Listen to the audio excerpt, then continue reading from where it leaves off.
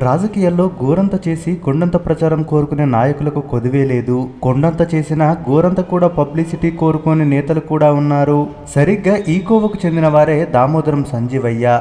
రాజకీయాలంటే రాజీ పడడం, సంపాదనను పోగేసుకోవడం, కుర్చీ కోసం కొట్లాడడం కాదని, నమ్మిన విలువల కోసం జీవితాంతం నిలబడటమేనని ఆచరణలో చూపిన ఆదర్శ నేతల్లో దామోదరం సంజీవయ్య ముందు వరుసలో ఉంటారు. ఉమ్మడి ఆంధ్రప్రదేశ్ సీఎంగా కేవలం 39 ఏళ్ల వయసులో బాధ్యతలు చేపట్టిన సంజీవయ్య తన పదవీ కాలంలో అనేక విప్లవాత్మక పథకాలను ప్రవేశపెట్టి రాజకీయాల్లో కొత్త ఒరవడిని సృష్టించారు. దళితుడిగా జీవితంలో ఎంతో వేదనను, పీడనను అనుభవించిన ఏనాడు తన ఆత్మవిశ్వాసాన్ని, ఆత్మగౌరవాన్ని వదులుకొని మహానాయకుడు. అయినా ఆయన అంతగా గుర్తింపుకు నోచుకోకపోవడం చాలా బాధాకరం. ఆయన అనూహ్యంగా రాజకీయాల్లోకి వచ్చిన అద్భుతమైన కార్యక్రమాలు చేపట్టి చిరస్థాయిగా చరిత్రలో నిలిచిపోయారు. నీలం సంజీవరెడ్డి రాజీనామా అనంతరం ఆ పదవికి బ్రహ్మానందరెడ్డి, అల్లూరి సీతారామరాజుల మధ్య పోటీ నెలకొంది. బలంగా ఉన్న ప్రత్యర్థి రెడ్డి వర్గాన్ని దెబ్బకొట్టేందుకు సీతారామరాజు సంజీవయ్యను తెరపైకి తెచ్చారు.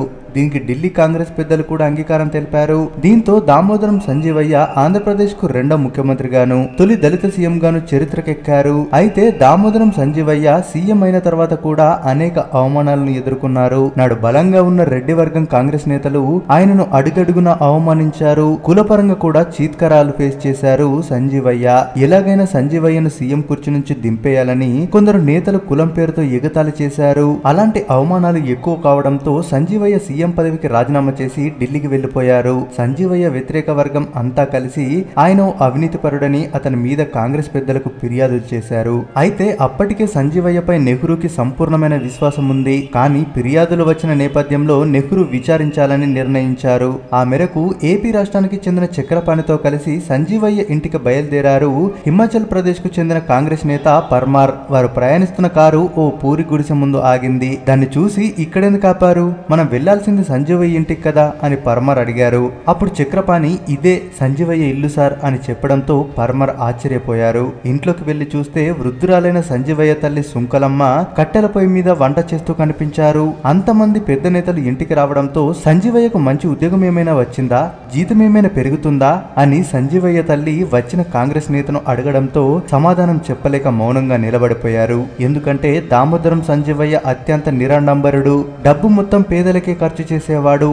సొంత ఖర్చులకు చాలా పొదుపుగా వాడేవాడు. సీఎంగా ఉన్నా సరే ఆయన తల్లి ఎన్నోసార్లు పస్తులుండేవారంటే అర్థం చేసుకోవచ్చు. ప్రజాధనాన్ని అంత పవిత్రంగా భావిస్తారాయన. ఎంతగా అంటే ఆయన తన సీఎం పదవికి రాజీనామా చేసిన మరుసటి రోజు తన భార్యను వెంటబెట్టుకుని సికింద్రాబాద్ లోని అజంతా సినిమా టాకీస్ కు రిక్షాలో వెళ్లారు. మాజీ సీఎం గా ఆయనకు ప్రభుత్వ వాహనాలు ఉపయోగించుకొని అంగు హార్బాటాలతో వెళ్లే అవకాశం ఉన్నా వాటిని పక్కన పెట్టి ఓ సామాన్యుడిలా వెళ్లడం నాడు అందరి దృష్టిని ఆకర్షించింది. ఇక సీఎం గా వచ్చే జీతాన్ని కూడా పేదలకే ఇచ్చేవాడు. ప్రస్తుతం రాజకీయ నేతలు ఓట్ల కోసం అస్త్రంగా వాడుకునే పెన్షన్ పథకానికి సంజీవయ్యే ఆద్యుడు. ఆ ఆలోచన ఆయన మైండ్ లో నుంచి పుట్టింది. కానీ ఇప్పటి రాజకీయ నాయకుల్లా స్వార్థం కోసం పెట్టింది కాదది. కేవలం వాళ్లకు ఆసరగా ఉండాలి అని. సీఎం గా ఉండగా సొంతూరుకెళ్లి తిరిగి వస్తున్న సమయంలో ఖర్చుల కోసం ఆయన తన తల్లికి 100 రూపాయలు ఇచ్చారు. ఆ సందర్భంలో ఆమె మాట్లాడిన మాటలు పెన్షన్ పథకానికి స్ఫూర్తిగా నిలిచాయి. ఈ నెలకు ఈ డబ్బులు సరిపోతాయి, వచ్చే నెల నుంచి ఖర్చులు ఎవరిస్తారు నాయన అని సంజీవయ్యను అడిగిన మాటలు ఆయన గుండెను పిండి చేశాయి. తన తల్లిలా ఎంతమంది ఇలా ఇబ్బందులు పడుతున్నారో అని ఆలోచన చేసిన సంజీవయ్య పెన్షన్ పథకాన్ని అమల్లోకి తెచ్చారు. అంతేకాదు దామోదర సంజీవయ్య ముఖ్యమంత్రిగా ఉన్న సమయంలో హైదరాబాద్, దాని చుట్టుపక్కల ఉన్న ప్రాంతాల్లోనూ రాష్ట్ర వ్యాప్తంగా 6 లక్షల ఎకరాల బంజరు భూములను పేదలకు పంపిణీ చేశారు. భూములు కొంతమంది చేతుల్లోనే ఎందుకు ఉండాలి, భూస్వాములు, జమీందారుల చేతుల్లో ఎందుకు ఉండాలని ఆలోచన చేసిన సంజీవయ్య పేదలకు భూమి ఉంటే సాగు చేసుకుని జీవిస్తారని భావించి పంపిణీకి నడుం బిగించారు. ఊరందరికీ ఉమ్మడి ఆస్తులు ఉండాలనే ఉద్దేశంతో కమ్యూనిటీ ల్యాండ్లను ఏర్పాటు చేశారు. హైదరాబాద్ హుస్సేన్ సాగర్ కింది భాగంలో దోమలగూడ, లోయర్ ట్యాంక్ బండ్ వంటి చోట్ల రజకులకు చాకిరేవులు కట్టించిచ్చారు.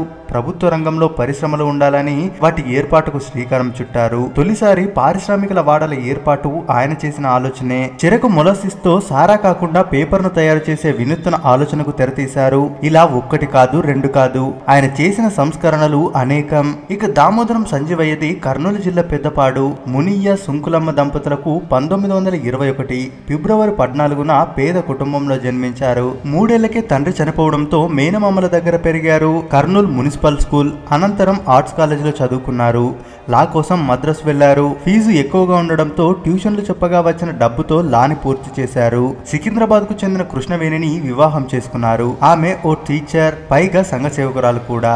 1972 మే 7న సంజీవయ్య గుండెపోటుతో ఢిల్లీలో మరణించారు. మంత్రిగా, ముఖ్యమంత్రిగా, అఖిల భారత కాంగ్రెస్ అధ్యక్షుడిగా దాదాపు 3 దశాబ్దాల పాటు ఎన్నో పదవులను సంజీవయ్య నిర్వహించారు. అన్ని పదవులు నిర్వహించినప్పటికీ ఆయన చనిపోయే నాటికి ఉన్నది ఒక పాత ఫియట్ కారు, 17,000 రూపాయల బ్యాంక్ బ్యాలెన్స్ మాత్రమే. ఇది వింటే ఎవరికైనా ఆశ్చర్యం కలుగుతుంది. ప్రజలు కట్టబెట్టిన అధికారాన్ని స్వప్రయోజనాలకు వాడుకోకూడదన్న నియమానికి కట్టుబడ్డ నేత సంజీవయ్య.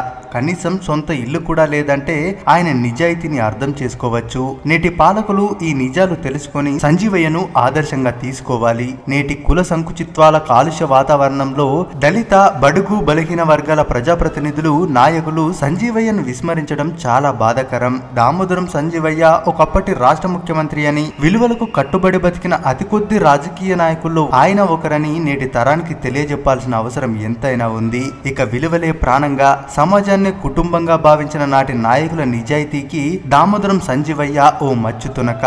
సరైన నాయకుని ఎన్నుకుంటే జరిగే మార్పు ఇది. అందుకే ఓటు వేసే ముందు ఆలోచించండి. కులం, మతం చూడకుండా మంచి నాయకునికి ఓటేసి బంగారు భవిష్యత్తుకు పునాది వేయండి. ఇక ఈ వీడియో గురించి మీరేమనుకుంటున్నారో మీ అభిప్రాయాన్ని కామెంట్ రూపంలో తెలియజేయండి. మరిన్ని ఇలాంటి వీడియోస్ కోసం మన ఛానల్ని సబ్స్క్రైబ్ చేసుకోవడం మాత్రం మర్చిపోవద్దు.